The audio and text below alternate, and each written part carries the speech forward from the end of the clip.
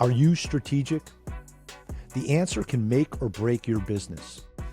Welcome to Strategic Minds, the podcast where we'll do a deep dive in conversations with extraordinary leaders to learn how they think, plan, and act strategically. I'm your host, Rich Horwath, founder of the Strategic Thinking Institute and author of the book Strategic, and my vision is to teach the world to think strategically. Now, let's explore Strategic Minds. We're stuck. What do we do? I have no idea. You need a new strategy. We need a more dynamic strategy. The strategy? You have to strategize. But you won't strategize. Let's talk a little strategy. Welcome to Strategic Minds. Today on the show, I'm excited to speak with Dennis Devine, President and Chief Executive Officer of Alliant Credit Union, a national digital financial institution and one of the largest and fastest growing credit unions in the United States with over $20 billion in assets. Dennis, thank you for being on the show. Thanks, Rich. It's great to be with you today. Excellent. Let's begin with your origin story. Please share with us where you grew up and how that environment and the people there shaped who you are today. Thanks, Rich. I grew up in the great city of Cleveland, Ohio, in the city proper. I'm the oldest of four and the first in the family to make my way to college. So my origin story is a family that lived on the first flat of a three-family home. Parents, my father was a union electrician, so I've marched in a few Labor Day parades over the years. My mom was a nurse, but a family that instilled the importance of hard work, education, that's probably stayed with me. My origin story includes really important peer groups over the years as well. And so before my professional journey, that meant a lot of activities. I'm not the most athletically gifted person on the planet, but I learned intercollegiate debate took me to the University of Michigan. Now, go blue. Many of you know the defending national champs hail from the University of Michigan. That's if I told you that it was the football program, you expect that because you know that. The defending national champs in intercollegiate debate are also the Michigan Wolverines. Oh. I wasn't nearly that good, but the program is spectacular. So that's how I grew up, as kind of a true blue-collar background with a father who was a union electrician, and made my way through a Big Ten school and on to professional pursuits after that. Excellent. Thanks. That's a great overview, Dennis. I'd be interested, just as a follow-up, when you talked about, living on the first flat or the three flat, electrician and nurses' parents, that hard work, that work ethic, do you feel that those values are things that you've tried to build into the organizations that you've been with? So have you tried to transfer some of those personal values into business values? Yeah, my team would probably say so. So I've had a job as long as I can remember. So before you were old enough to get a work permit, you could have a paper route. My age reflects the fact that kids used to deliver newspapers. And, you wandered the neighborhood to try to sign up people. You had to collect money every month. And so it was the way you made money. My first job officially with a work permit was at McDonald's. Oh. And my managers believed if there was time to lean, there was time to clean. So there's a focus and I think it builds a grit that causes you to try to figure out in business much later in life, how do you find the most of an opportunity? How do you see the possibilities ahead? And how do you, at times when it's necessary, roll up your sleeves and get it done? Wonderful, wonderful. So in speaking of getting it done, you just described some good patterns there. One of the things I've seen in my research for some of the books I've written, as well as some of the executives I worked with, is they tend to have a really good ability to manage time and energy throughout their day, throughout their weeks, because obviously in a role like yours, you're pulled in lots of different directions. There's lots of people that want a piece of your time, both internally and external stakeholders as well. Wondering if you could share any tips or techniques that you found effective in managing time and energy throughout the day. Yeah, sure. I think maybe the most important is surround yourself with people who are going to feed into that time and energy. Mm-hmm. If I think about today, like 5 minutes here with a really engaged teammate who is looking to do something cool. Just now, as I was on my way to come chat with you, Rich, couple of people that I'd spent time with earlier today, and they're talking about how excited they are about a big piece of work that we have underway and where it's headed. Like, that's a constant refresh to energy throughout the course of the day. I think make decisions is an important one. Every decision put off unnecessarily isn't just a drain on your own time, but everyone else around you that's looking to move things forward. One of the values we have at Alliant is be bold, think big, move fast, own the outcome. So that own the outcome part is very important in a financial institution. It's not to be reckless, but it's let's go ahead and make the decisions and move with speed around this. And that requires that you come prepared to make those decisions, that you do the pre-reading ahead of time. You come to the meeting with clarity around what's the objective of this. If a meeting's not necessary and someone can just be empowered to make the decision, that you move on. But I think indecision can be a drain on everyone, and it can be hard on an entire organization. And then find time to recharge and refresh. Like, we really try hard to honor the personal time of the folks that are on our team. For me personally, that means if I'm not in the midst of something, I'm listening to music. I find energy in that.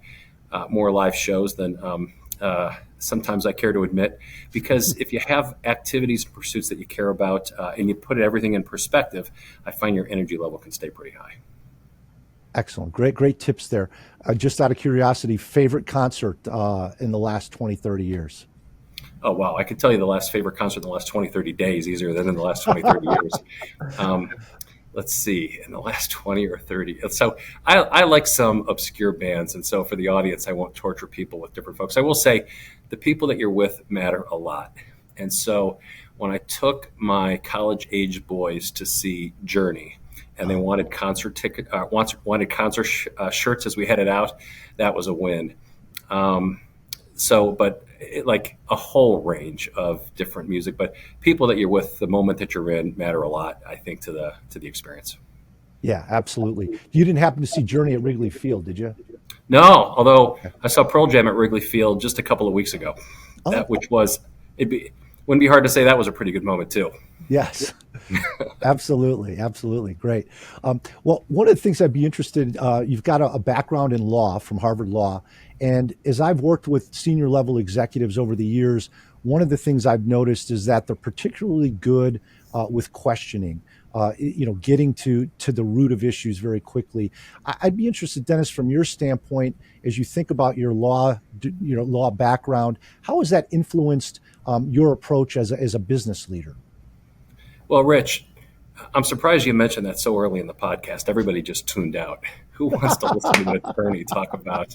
I'm allowed to tell the lawyer jokes because I am a licensed attorney for some pro bono work that I do these days. Okay. Whenever anyone asks me about law school, I encourage them, even if they're not going to practice law long term. It helps you, lawyers are really analytic, and that training helps you distill what's important. When you see the volume of material that you have to read through in order to get to the heart of a matter, to ultimately a final decision, whether it be a case or whether it be, a transaction, that immediately translates to prepping for my day, getting through the quantity of material, and then being able to show up with my team and really kind of have a sense for what are the key few issues that we're going to need to talk about today to make a decision. And, be bold, think big, move fast, own the outcome. So I think that ability to distill, and lawyers get a bad rap for talking. How many dollars per minute or dollars per word are they charging? But I actually think the best skill lies in listening. So if you ask a thoughtful question and then you listen to the response and you truly listen and not just prepare your next question, that's where the best teamwork, the best insights, the best value from the broader team come to life. And so I think those are a couple of skills that, when well deployed, can add a ton of value.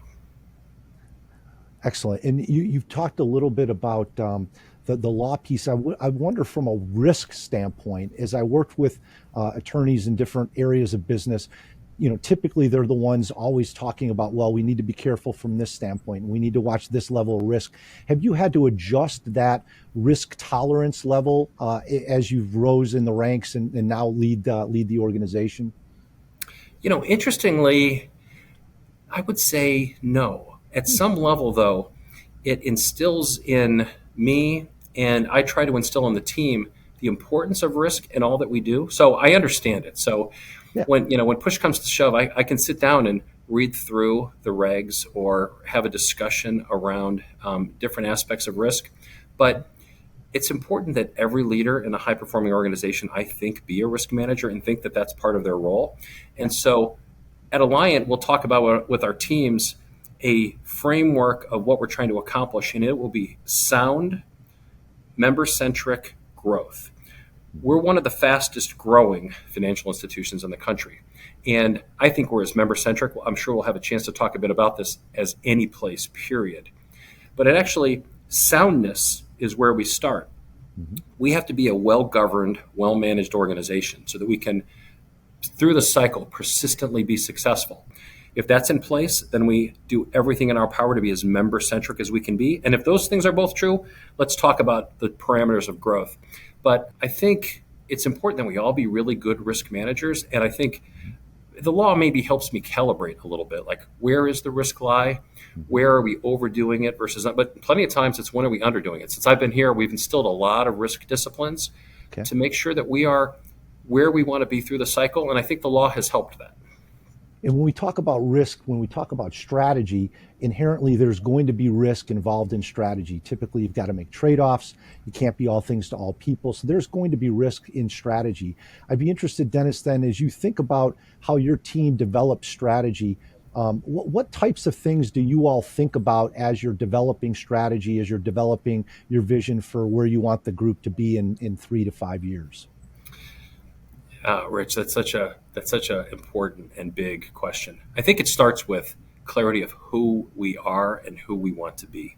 So almost no organization is big enough to try to be everything to everyone. And as soon as you try to do that and you're unwilling to make those trade-offs, you lose the opportunity to be distinctive in the areas that you can be distinctive. And so at Alliant, we just crossed the 20 billion in asset mark. So we're one of the largest credit unions in the country with 875,000 members. But we come focused every day with, we are a financial institution unlike any other financial institution in the country. There was literally no other organization like us, a national digital credit union with a mission to wow our members and to disrupt banking the way it once was. And so if you can start with clarity about who you are and then what are you trying to accomplish, it helps us shape our efforts. And so I think in the decisions that we're making, we just try to, we are a digital financial institution, one of the largest in the countries. We have 0 branches. We own 0 ATMs, although we have more free ATMs available to our members than the 2 largest banks in the country combined. So it's pieces like that where let's be distinctive about who we are, let's focus on who we are, and let's not try to dilute into areas where we're not likely to be as successful as the spots where we are good. And so you shared some great things I'd like to unpack there about, first understanding who you are, what you're about, what you're going to do. When we think about then that individual time, so my guess is you take time individually to come up with some of these things. You're obviously working in tandem with your team to generate some of these ideas. What does it look like, Dennis, for you to think strategically? Are you carving out time regularly? Does it happen more episodically, more ad hoc? What does strategic thinking time look like for you as the CEO there?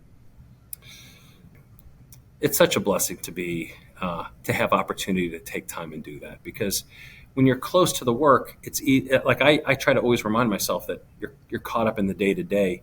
You've got to find time to be able to step back and look at it. And so I find that I do. My habit is to start the day a little earlier than others so that I've got some time in the morning to really think about what are the key issues and how do they fit to the broader picture. And as soon as you find yourself just caught up just trying to keep up with the meeting cadence, you lose the opportunity to kind of take a step back. I find that talking with others is a great opportunity to do that. I was interviewing a candidate for a role earlier today, and one of the questions I asked him was, "You've taken a chance to learn about us now. be a bit critical of our business model. Where do you think we might be vulnerable? Where do you think we might be challenged? Because then I got to have a 15-minute conversation with a really smart person just around our strategy and what this person thought and where we might go. Certainly with my leadership team, we make a point to get off-site from time to time and with our board so that we can actually talk through the real questions and not just get caught up in the day-to-day. So I actually think that's a really important discipline, to find time, to plan time so that you can think about where do you want to go. Otherwise, it's easy to lose track of that. Excellent. And how do you encourage your team to do that as well? As I work with senior leaders that are not the CEO, oftentimes there's almost this feeling of guilt that if I don't look busy, if I'm not doing things, they almost feel like they need permission to take that time to reflect, as you said, to step back. So how do you encourage folks at the level below you and other levels to be thoughtful, to think strategically on a regular basis? That's interesting. I think you try to role model that so that people don't feel guilty. You don't want people to feel, and you know what, I think that the hybrid environment has helped all of this in this regard. So there's no value in just looking busy and just doing the busy work. There is value in having the big idea or leading the significant effort. And so, in part, as we invest in our people, we've tried to create a ton of space for that. We, over the course of the past couple of years, instituted Alliant Leader Academy, a huge year-long investment in a cohort by cohort of our leaders. There's like a lot of organizations would have a thoughtful capstone attached to that, where we give them a cool effort. They get very competitive about wanting to win with some of the best ideas, but we're encouraging them to step out of their day jobs. We know you're good at that, or we wouldn't have asked you to be part of this Leader Academy in the first place. Bring your best ideas. And then the leaders and the advisors, we take the time to engage with them, to coach them along the way, to participate in the capstone. We have fun with it. It won't surprise you that a digital credit union isn't doing the capstone presentations in the ballroom of a fancy hotel. We're doing it in on the stage of a local music venue. Because that makes for the kind of environment that's gonna shape who we are and what we're about. But I think if you recognize and reward that kind of leadership as opposed to the busy work, over time you'll find that you can get that. And I think that's the kind of organization people want to be part of. Yeah, that's great advice. I'd like to dive into the digital credit union piece. It's intriguing as I read your background on the background of the organization, because oftentimes if I'm working with folks that are in highly regulated industries, so I'm thinking pharmaceuticals, biotech, financial services, sometimes I get the feeling that people almost throw up their hands and say, look, we're highly regulated. We can't really differentiate. We can't step out of the box too much. And there's some truth to that. But you all have found a way to create great differentiation. Share with me a little bit about what your approach has been to really find that niche and to be able to differentiate in an industry that is highly regulated. Yeah, and we are highly regulated. If we didn't cause all of your listeners to turn off after we talked about being an attorney, I certainly would if I started to talk about, credit committee and asset liability committee and the different regulators that we work with, and that we have a ton of respect for because they do very, very important work. But as I mentioned, we start with clarity, sound, member-centric growth, and that soundness is critical. So we're gonna do everything that's important to be well-governed and to run a stable, safe financial institution through the cycle. But in that context, there's a lot of space. And so we're a financial institution that looks probably 80% like every other financial institution. We're just crystal clear about what we're looking to accomplish. Yes. We're looking to accomplish banking or disrupting banking the way it once was. In the U.S. today, 50% of all deposits are held by 5 banks. Wow. And if you just open the aperture just a little bit, over 75% are held by 15 banks. Every one of those institutions says that they are member-centric, and they're good. These are excellent institutions. Their annual reports say they're member-centric. But then if you take just a peek closer, you'll see what's driving the profitability of those organizations. And you'll see they have too many costly branches. They know that, and they're closing them rapidly. More branches have closed over the last few years than in the history of banking. And there hasn't been a year where more branches have opened than closed in 15 years. Yep.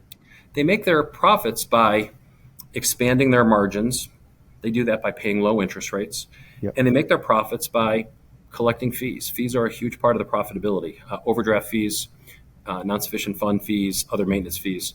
Anyone with a bank account knows what I'm talking about. Like, look at your savings statement right now. You're not being paid nearly what is possible, and there are fees too often. At Alliant, our effort is exactly the opposite. Our disruption occurs because we're digital. We've got this unique digital model. We've got a cost structure that is substantially better than the industry. And because we're organized as a credit union, we have structural advantages. And our first mission is to wow our members. We give everything back to our members. That means we pay top of market savings rates. We fully eliminate fee. There's no overdraft fee at Alliant. There hasn't been now for years. No NSF fees. And so that strategic focus allows us to be different, but it allows us to operate in a world where we're still having substantial success around the performance of the business. So we can invest in technology, we can invest in member experience, and we can continue to grow. So Dennis, I'd love to dive into the member-centric piece.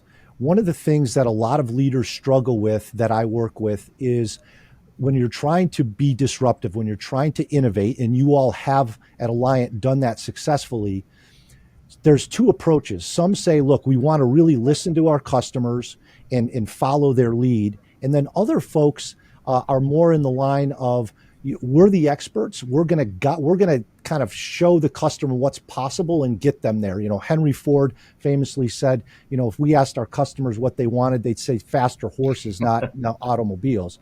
So I'd be interested, Dennis, what's your perspective on the role of members and customers in disruptive innovation? How much of a role do they play relative to your team's expertise in showing them what's next? Yeah. So I guess I'll be pretty direct in answer to that question and say we're probably more the first, which is listen to our members and try to shape the institution around what our members want. When a member calls me, and I talk to members on a regular basis and has feedback for me, if I were to say, hey, we're the experts, don't worry, we've got this under control, we know that conversation wouldn't go the way we wanted it to. And so we listen. Now, that doesn't mean that we can always do exactly what the member wants in the context of a regulated institution. But Rich, there is one nuance I think that's important here, which is there's what shows up in a survey or a focus group, like the traditional ways of listening. Mm-hmm. And then there's the new ways of listening that are possible. So like in a digital world, and in a world where we have tools that we didn't have just a number of years ago, we can actually see not just what the member says, but what the member does. We can look at their paths and we can see, here's where they dropped out of the digital experience. Here's where they decided to pick up the phone. And these days, we can take every single telephone call, both what the member said as what one of our member care consultants said, input it, run a natural language model, and assess, why did that call happen in the first place? Was it necessary? What was our response? How do we design a whole experience so that unwanted call from the member's perspective doesn't even happen at all? So the old-fashioned way, I guess we subscribe to, but we do it in a much more digital data and analytic focused way to really see how our members are behaving, what they care about. And it's remarkable. Like thousands and thousands of calls that used to happen don't happen anymore because we're able to act on how a member was behaving.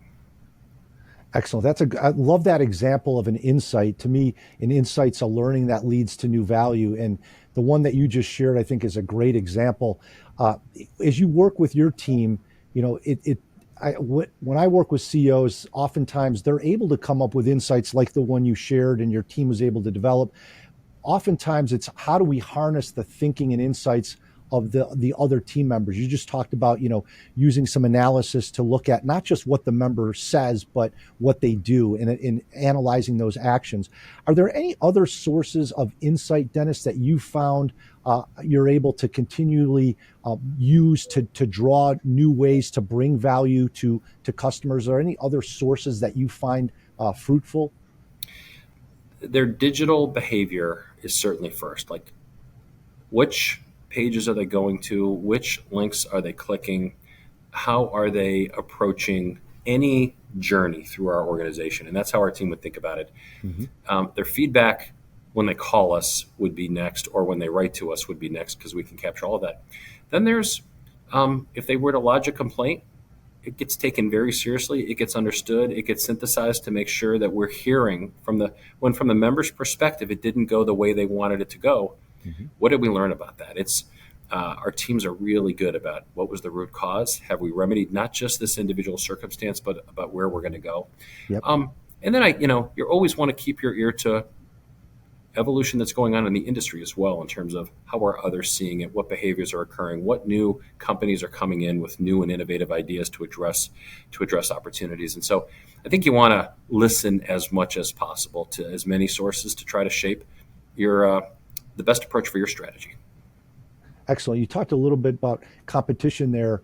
That's always a source of insight as well. What are other folks doing well? What are they not doing well? Are there non-traditional competitors coming into the space? How do you and your team assess competition? Again, it can be a fine line. Sometimes I see organizations that are overly reactive to the competition, and then some that seem to have their head buried in the sand and they're not really responsive at all. How do you think about competition from your role perspective?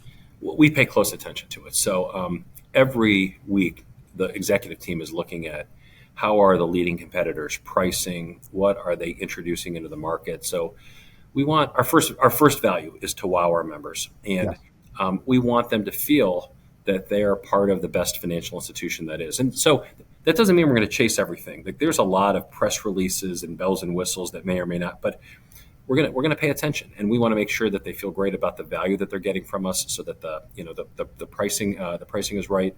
One of the most important measures in our organization, when the call and there's a very well defined peer group that we look at. I mentioned that our mission is to disrupt banking as it once was, and so we look at every large bank.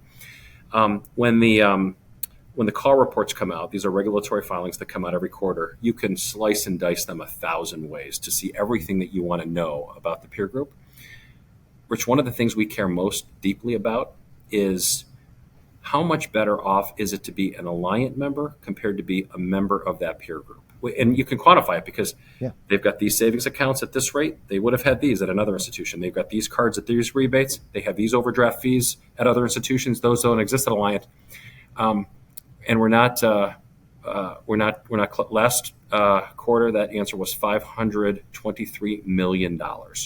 Wow. So that's how close we pay to the competition, because we want to know. And so we start every meeting with a mission impact story. We want everyone on our team to know that our mission is to wow our members. And if they were working with a competitive institution, in aggregate, they would be $523 million less well off last quarter than being an Alliant member. You've mentioned the wow our customers a couple times, and I've got to be honest, as I thought about that in the banking credit industry, that's something that's really a new concept from my perspective anyway. And again, it's one thing to build the technologies, and you've done an amazing job doing that as far as your digital credit union goes. How, Dennis, have you approached building a culture in this type of industry that, wowing your customers is not the same as it would be if you worked for, a hospitality group or Disney or other places like that are known for that? Because to me, that's almost a great innovation in and of itself, is to be able to create a culture like that.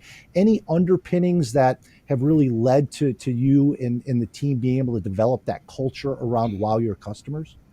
Yeah, there's some aspiration in it for sure, which is any high-performing financial institution is going to run against a number of core metrics that everyone would understand, in terms of how long did it take the telephone to get answered, and so what was the service level, and what is the member feedback on the digital application and the digital experience, and how quickly are they getting through that. And so you've got to be good at those things, but those can start to feel operational, like, hey, we're getting them through the process.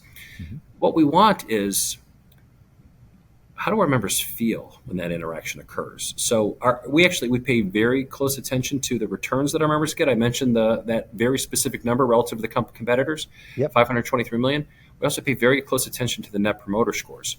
And so we want our members to feel something special when they interact with us. And so it could be a partnership that we embark upon where they're like, wow, this is great that I'm getting this from Alliant. We do some really great work with a number of partners, employers. It could come in the form of the way we write to our members in any communication they're getting to us, typically digitally in terms of the experiences.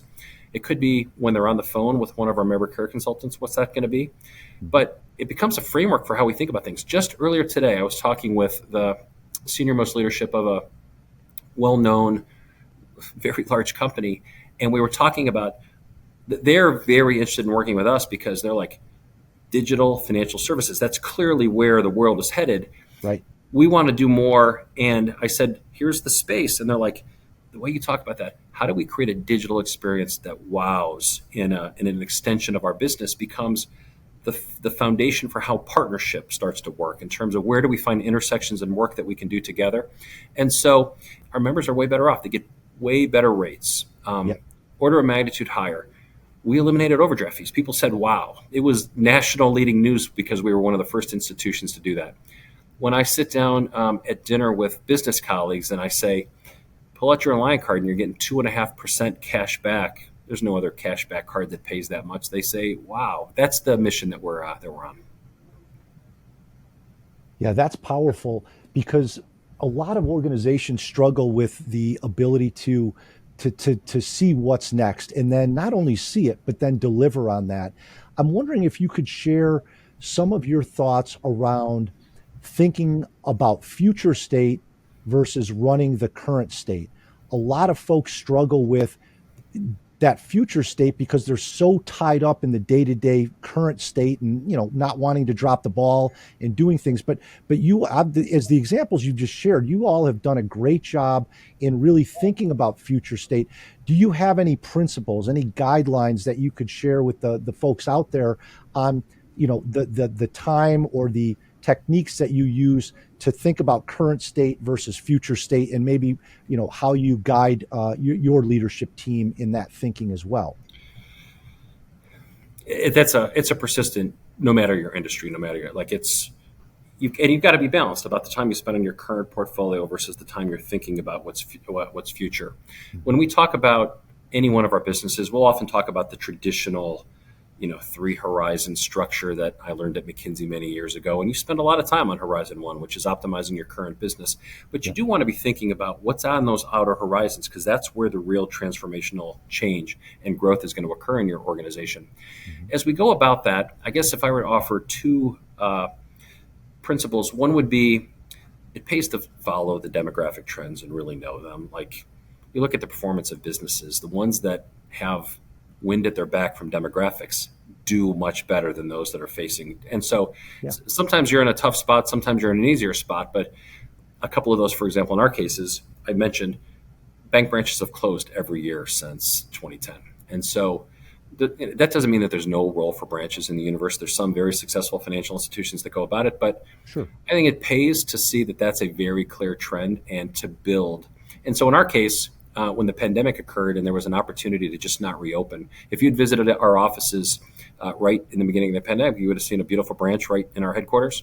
Now it's some of the best conference room and team space that we have in the organization. Never reopened. We used to have some ATMs. Now we just partner. And so those branches are very expensive. They're used less and less. Customer behavior is driving people to behave differently.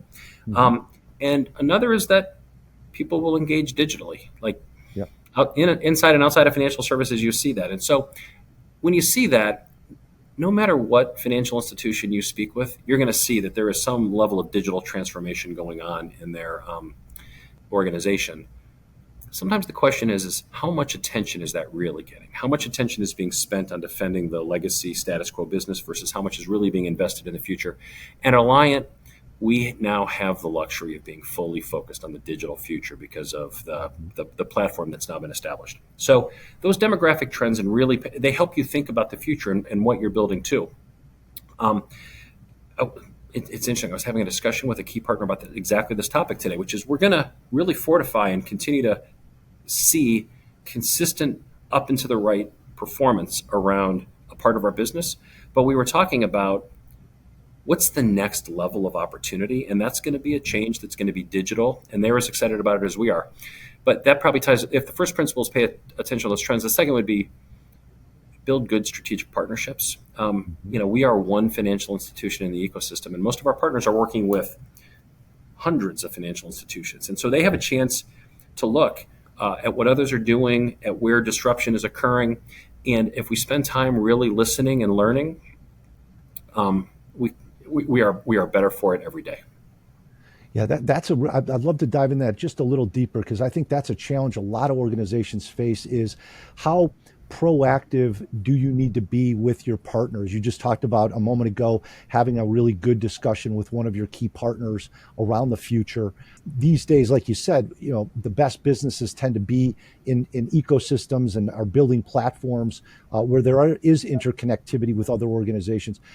Any further advice or things that you would share, Dennis, with other leaders out there in thinking about how do you approach developing strategies when it's not just you, because you've described some great methodologies that your team does to develop strategy, but any thoughts that you would have in trying to form and shape strategies with your partners? Any thoughts there?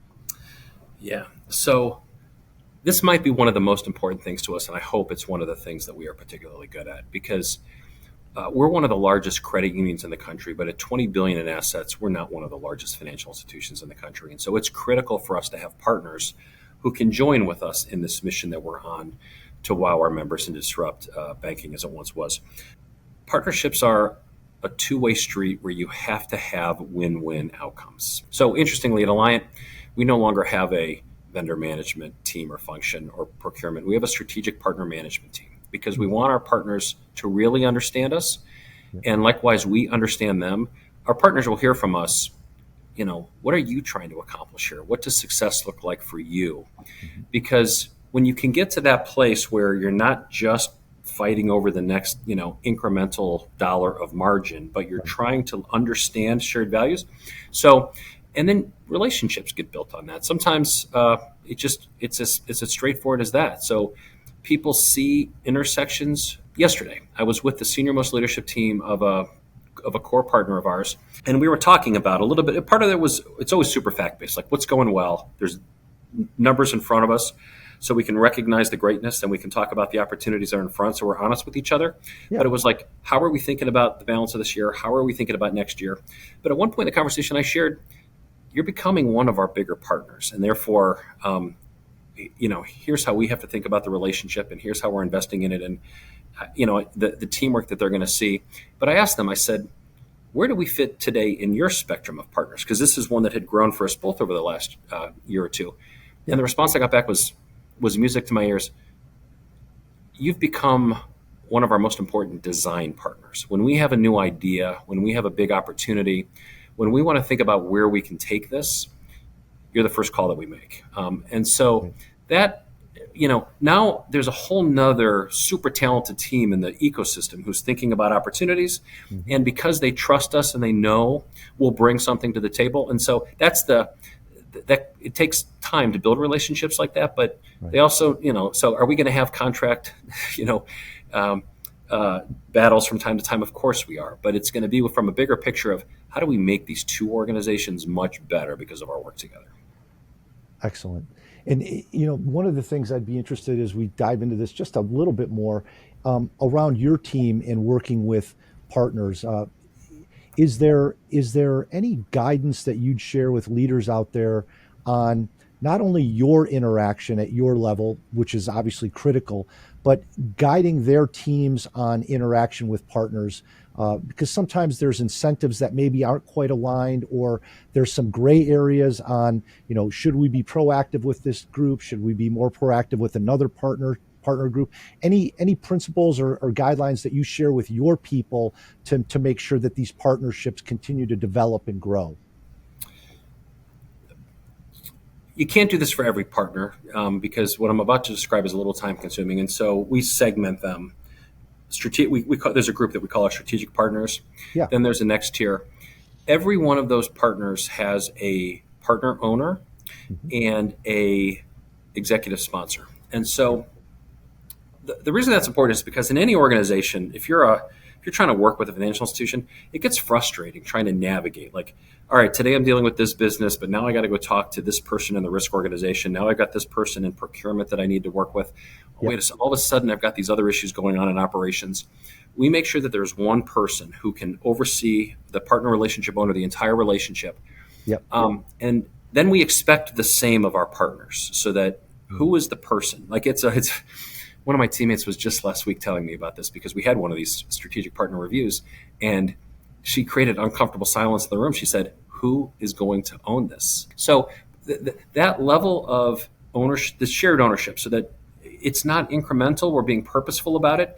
But what happens then is we put agendas against these relationships over the course of a year, and then we regularly follow up. We're very fact-based about it. Yep. A lot of scorecards that sometimes they show red, and that's okay so long as we're purposeful about that's a temporary phenomenon. Like, what's causing that? How are we going to address it? What are we going to do about it? Celebrate big the good wins. When possible, you get together live and you find time to share a meal with the team if you can. But super fact-based discussions with a shared win-win philosophy, like what's in it for you, what's in it for us. So, like, hey, you know what? We know you've got these 2 other business lines and you would like to pitch them to our executive team. We can create space for that, so long as you're delivering exactly like we need on this one. And here's what I need to see before that's going to happen. And so that shared win-win philosophy with kind of clear partner alignment and good fact base, we have found to be a good recipe to get outcomes. Conversely, when partners aren't well coordinated and they feel like they're trying to figure out who to even talk with in the organization, or we find that with them, you get the outcomes you'd expect you're going to get in those situations. Yeah. Dennis, as we've chatted today, it's clear that you've got a lot of great principles around leadership that have helped shape who you are, who Alliant Credit Union is, and really helped drive the vision of what you and the organization are doing to create disruptive innovation and wow your customers. I'm just wondering if you've taken time periodically to reflect on this leadership philosophy, or if it's something that's developed more organically over the years.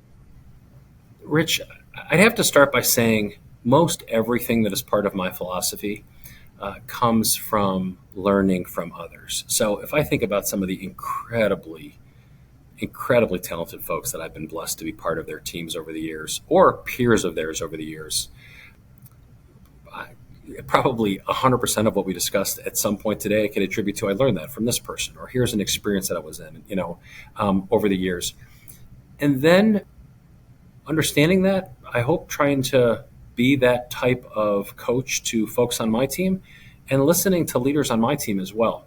Regularly, I think we are rethinking our approach to different parts of our teams, growth of leaders on our teams, and the voices of folks on our team shaping that become really important to who we are and what we're about. And so, it's probably no different than you start to see these college or NFL coaching trees. I feel like I'm the really fortunate recipient of having been part of a blessed tree at a number of different organizations over the years. And as leaders, we have, a responsibility to do the best we can to pass that along and pay it forward as well. Excellent. Well, Dennis, I'd be grateful if we can close our conversation today with your response to 6 questions we call the Strategic 6, just to give our listeners a little closer look at who you are as we finish up this conversation, if that works for you. All right. So number 1, what was your first job?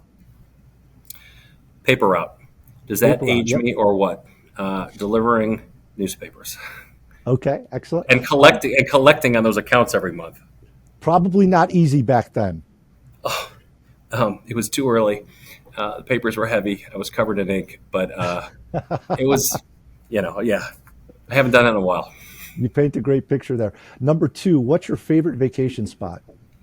Getting away with the family to the beach. So home is in the Midwest, which is a wonderful part of the country, but the winters are a little tough. And so recently, my in-laws are from Thailand, and so if I had to paint a picture right now, it would be a beach in Thailand.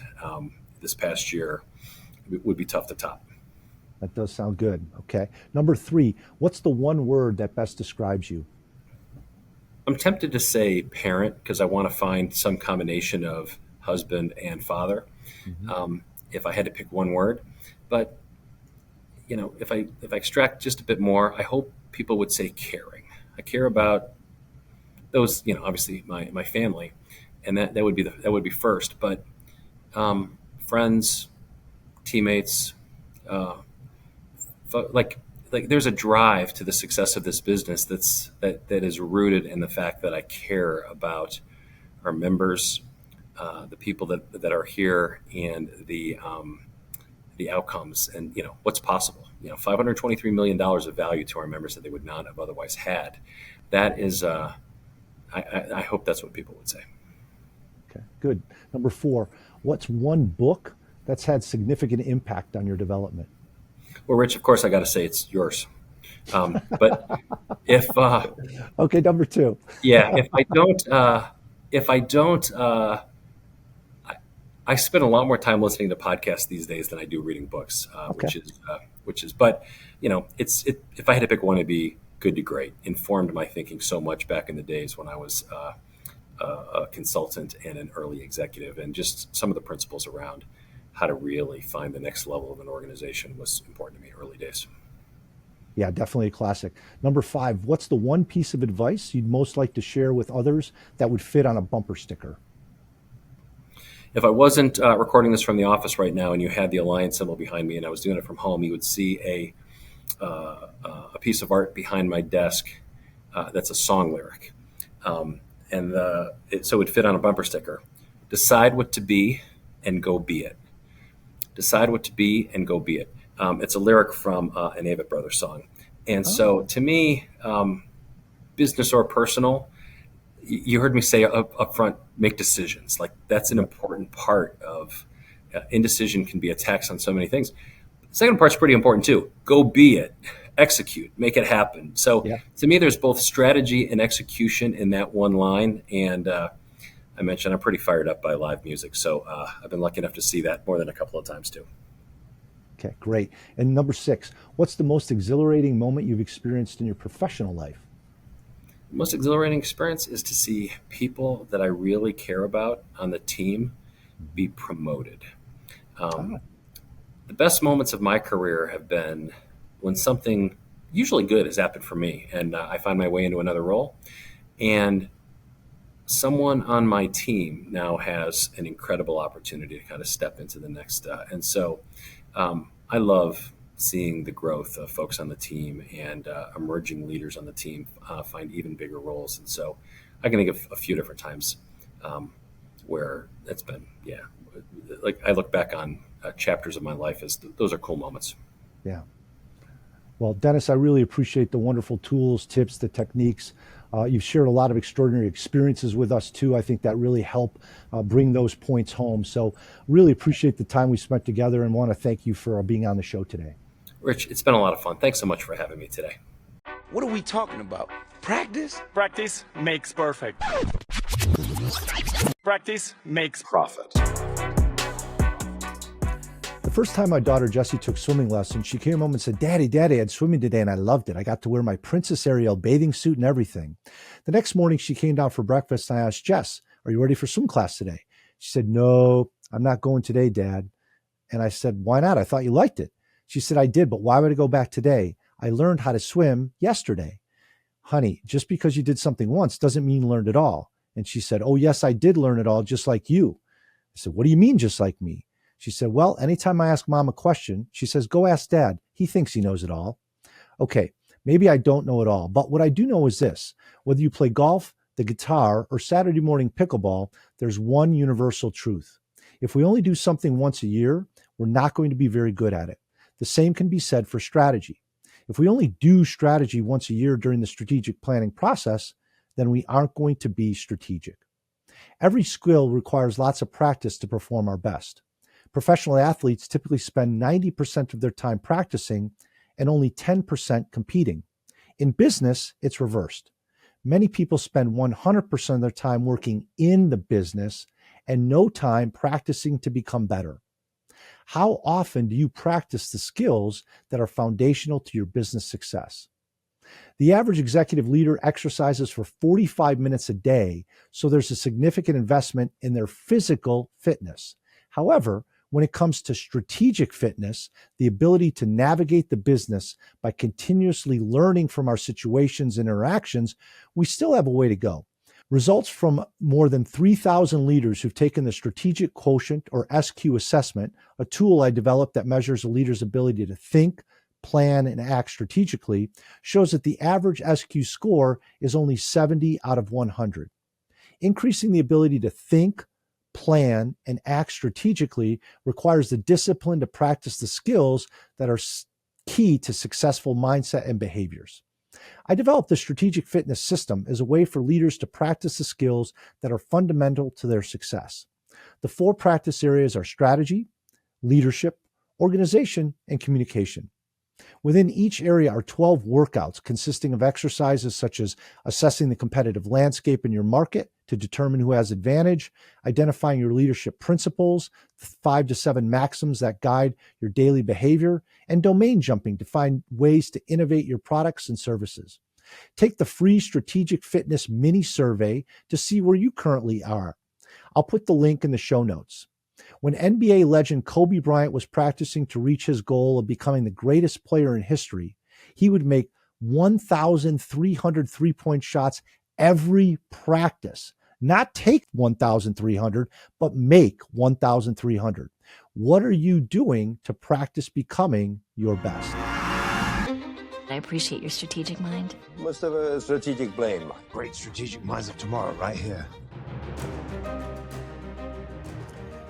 In this segment, The League of Strategic Minds, I answer questions submitted by listeners. Today's question: is SWOT analysis still a valuable strategic planning framework? The acronym SWOT is sometimes referred to as serious waste of time. However, strengths, weaknesses, opportunities, and threats, what SWOT really stands for, can be a valuable strategic planning tool if it's used correctly. So there's a couple guidelines to think about. Strengths and weaknesses are internal to your organization, to your team.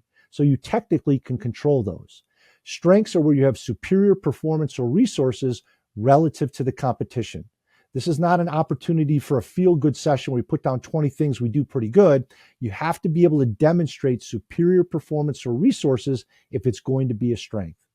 Weaknesses are where you have inferior performance or resources relative to the competition. Again, strengths and weaknesses are both internal. Opportunities and threats are external. So you can't control those, but you can potentially influence those. Opportunities are potentially favorable situations or trends, and threats are potentially damaging or negative situations or trends. Another key point around SWOT analysis is not to have a laundry list or a catch-all of everything that's happening in your business. SWOT analysis should really capture what's going to make or break your business this year. So roughly you should have 3 to 5 strengths, 3 to 5 weaknesses, 3 to 5 opportunities, 3 to 5 threats. We want to keep it concise. If you have a question you'd like answered, visit the Strategic Minds podcast page on the website strategyskills.com and complete the brief submission form. If we use your question, you'll receive some strategic swag for your contribution. Any insights? You play to win the game. Any further insights? You don't play to just play it. Insightful. I want winners. I played the game to win. I want people that want to win. It's very insightful. To close today's show, our Winsight, or idea for advantage, comes from Michael Porter, professor at Harvard Business School, who wrote, "There is no best auto company. There is no best car. You're competing to be unique." Consider your people, their competencies, capabilities, and company offerings. What's unique, and are you leveraging those areas of uniqueness into competitive advantage? If your team needs a new process and tools for strategic thinking, lacks a common language for strategy, is too reactive and tactical, or would like to increase innovation to grow profits and create competitive advantage, visit strategyskills.com, where you can learn more about strategy workshops, online certificate courses, the Strategic Thinker newsletter, and hundreds of other resources. Pick up a copy of my newly released book, Strategic, and take your leadership development to the next level by subscribing to the Strategic Fitness System, an innovative, state-of-the-art executive development platform.